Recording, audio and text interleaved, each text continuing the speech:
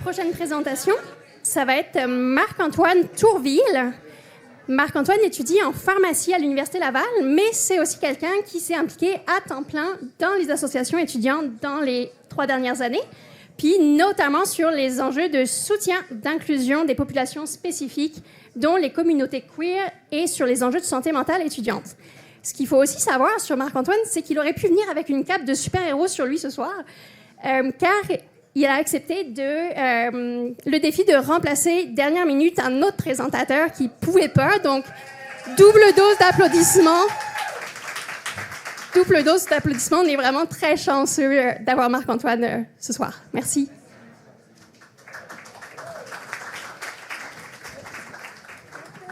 Super. Bonjour tout le monde, bonsoir, mais j'ai pas le goût de dire bonsoir à cause du soleil qui fait beau à l'extérieur.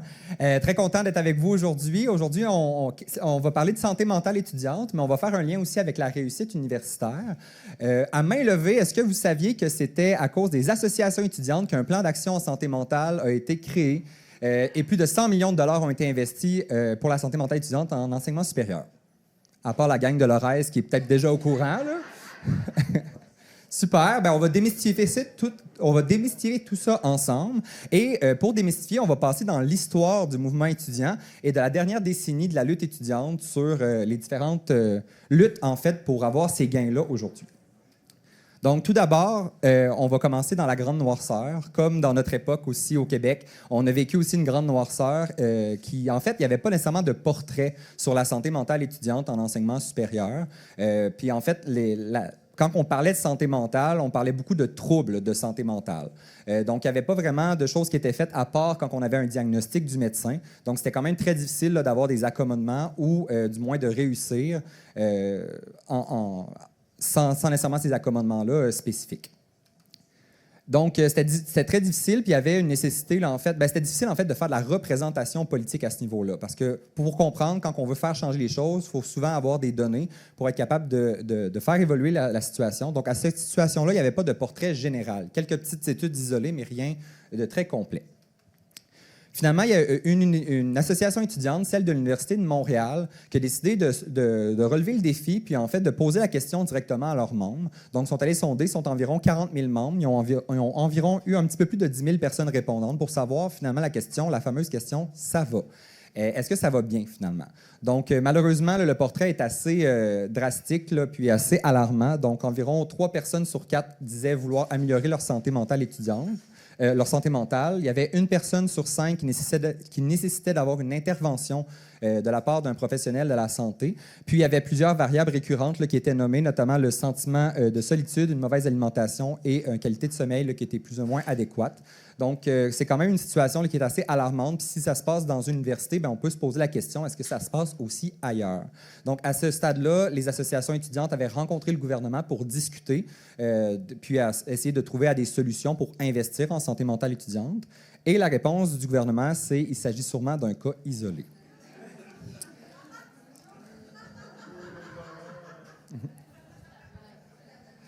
Donc, la lutte continue.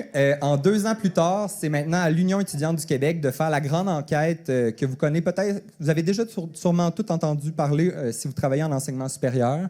C'est l'enquête là, Sous ta façade qui, en fait, est allée chercher dans les autres universités pour voir finalement est-ce que le portrait est similaire. Donc, est-ce que vous pensez que le portrait est similaire?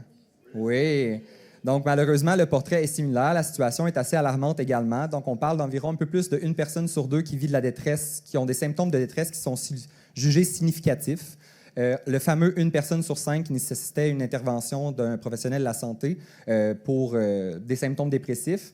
Malheureusement, des enjeux suicidaires qui avaient été observés. Donc, on parle que quand on est à l'université versus quelqu'un qui ne l'est pas, il y a un risque de 2 fois plus, en fait, là, de personnes, de risques suicidaires, d'enjeux suicidaires. Donc, c'est quand même assez préoccupant.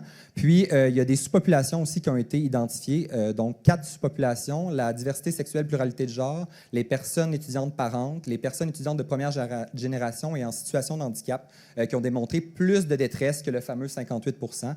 Donc, finalement, on peut comprendre que ça va mal dans nos universités en termes de santé mentale. Et ça a un impact sur la réussite, qu'on le veuille ou qu'on ne le veuille pas. À ce stade-ci, on s'en retourne voir le gouvernement en disant « Écoutez, on a fait notre devoir, ça serait le temps d'investir et de créer un fameux plan d'action ». Donc, il y a un plan d'action qui a été entamé, il y a une création de plan d'action, mais il y a une petite COVID qui s'est installée dans le décor. Donc, ça a retardé un petit peu le processus, mais il faut le voir aussi comme un avantage parce qu'à ce moment-là, on parle maintenant de santé mentale un peu partout. On a entendu les fameuses campagnes de « Ça va aller » avec les petits arcs-en-ciel. Donc, ça a fait un peu son effet à ce niveau-là. Par contre, les associations étudiantes ne se sont pas arrêtées là. Ils ont continué de faire des enquêtes pour essayer de juger finalement, avec la COVID, est-ce que ça s'est empiré. Donc, une enquête éclair qui avait été menée là, par l'UEC également, donc une enquête par échantillonnage. Environ 1200 personnes ont répondu. Une personne sur deux dit que leur situation a augmenté au niveau de la détresse psychologique. Une personne sur deux nécessite d'avoir un besoin psychologique. Et certains facteurs de stress qui ont été marqués comme étant les plus importants, la charge de travail, le manque de relations sociales et les cours en ligne. Donc, un peu l'effet de la pandémie, finalement, qui avait été quantifié à ce niveau-là. Puis, nos homologues au niveau collégial ont également aussi fait une enquête un petit peu plus de plus grande envergure, donc 6200 personnes environ, derrière ton écran, qui jugeaient aussi avoir un petit peu là, cette détérioration-là depuis le début de la pandémie. Donc, environ là, plus d'une personne aussi sur deux, là, 64 indiquaient une détérioration de leur santé mentale.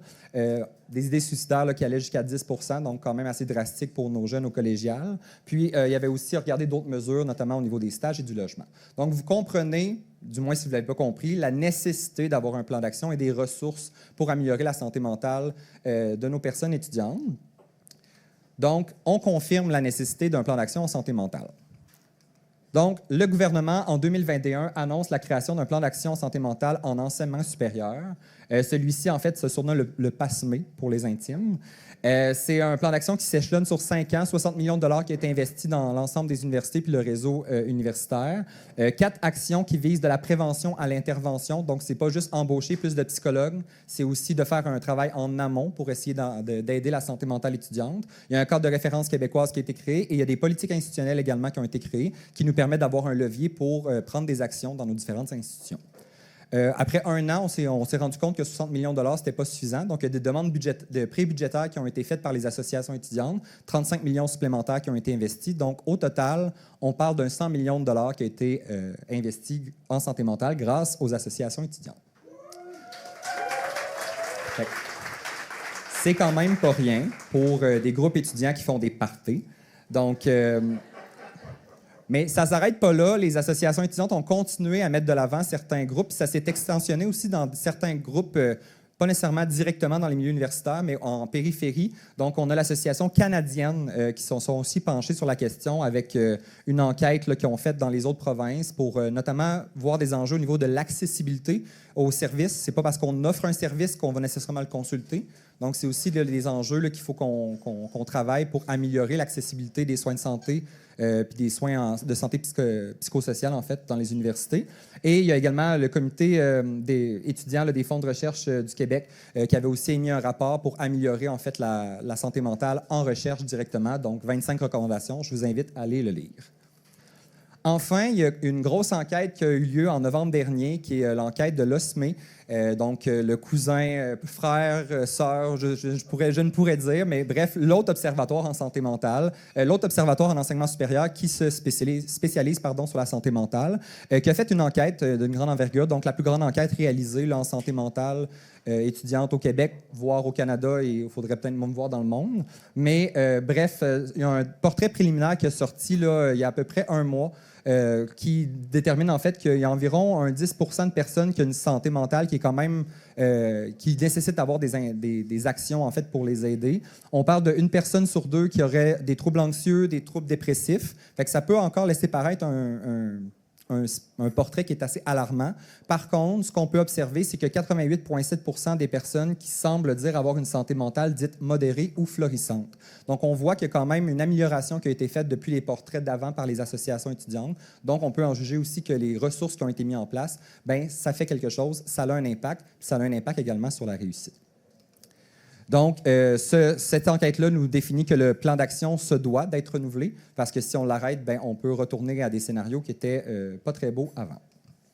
Maintenant, le lien avec la réussite en université, ben, j'en ai fait un petit peu, mais je voulais quand même prendre le temps de le présenter.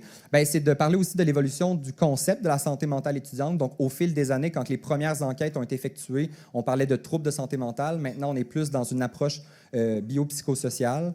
Donc, vraiment, d'encadrer la santé mentale dans un contexte, puis de voir à des mesures spécifiques pour l'améliorer.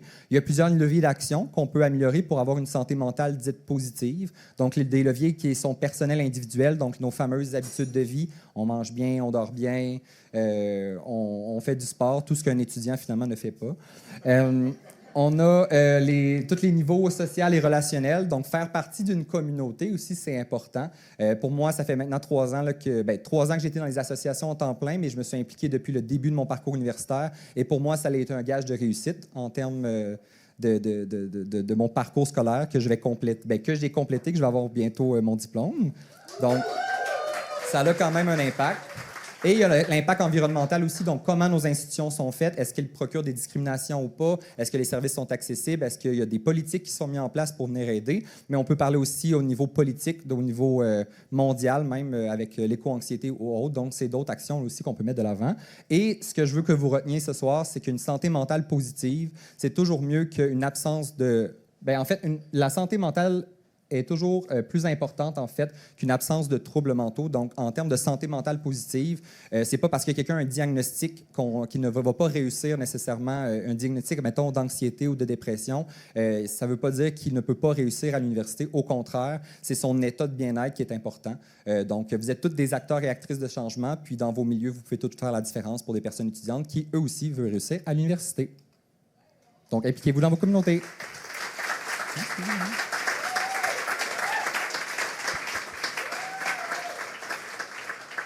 Puis mon punchline, c'était juste de dire que c'est grâce aux associations étudiantes qu'on a eu 100 millions de dollars, mais ça, je l'ai dit tantôt.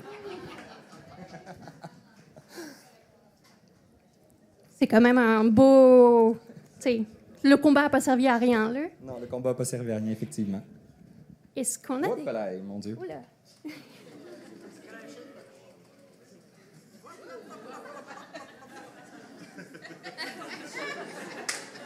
Ni vu ni connu. Est-ce qu'on avait des questions pour Marc-Antoine? Oui, je peux pouvoir l'arrêter.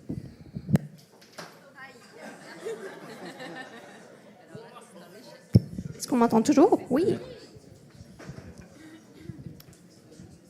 Oui, OK. Ta présentation porte surtout sur les problèmes de santé mentale dans le contexte universitaire. Est-ce que tes données permettent de comparer avec la population en général, de mesurer le poids de la situation d'un étudiant universitaire par rapport à n'importe qui d'autre, puis s'il y a un impact significatif à être un étudiant universitaire par rapport à la charge de santé mentale, est-ce que ça se répercute par après dans la vie? Est-ce que si c'est pas adressé, il y a une surreprésentation de la dépression, mettons, chez les gens qui ont été à l'université?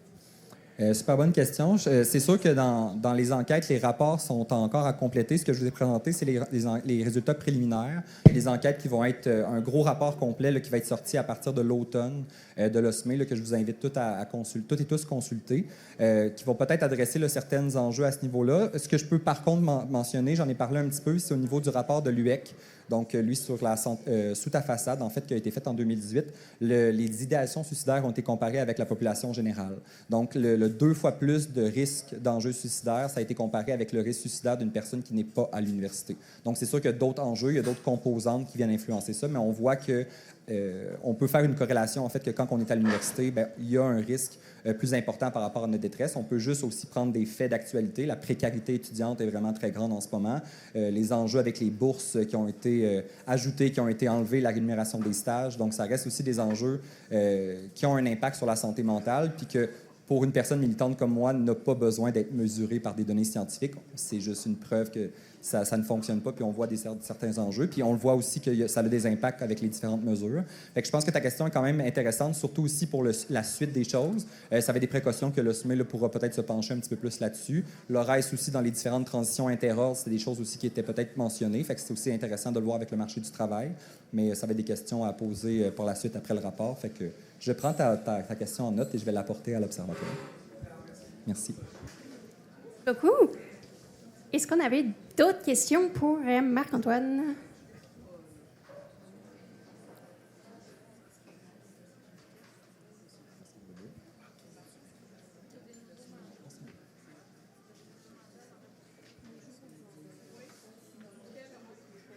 Est-ce que je pense que ça va s'améliorer?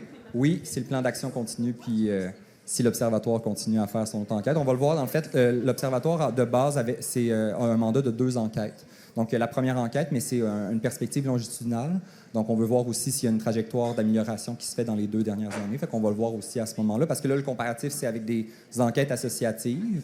Il y a certaines questions qui ont été prises la même pour voir aussi des évolutions, mais par contre, ça reste que le temps zéro en ce moment avec l'enquête de l'Observatoire, c'est en novembre 2024. Fait qu'on va le voir en novembre 2026, finalement, qu'est-ce qui va se produire. Mais oui, finalement, si ça va pas bien, il faut mettre plus d'argent. Et si ça va bien, il faut continuer à investir. Fait que dans tous les cas, on continue à investir de l'argent.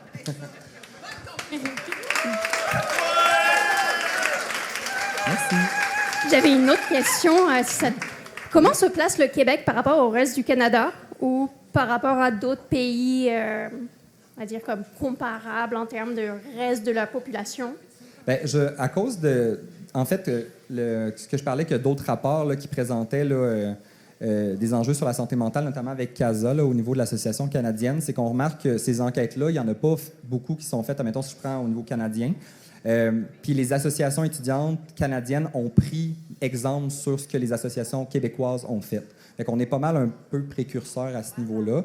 Là, des données qui sont faites là, à l'extérieur, je vais laisser nos chercheurs de l'Observatoire et chercheuses porter la question, mais en termes associatifs, par exemple, on est vraiment dans les premiers là, à se pencher sur la question.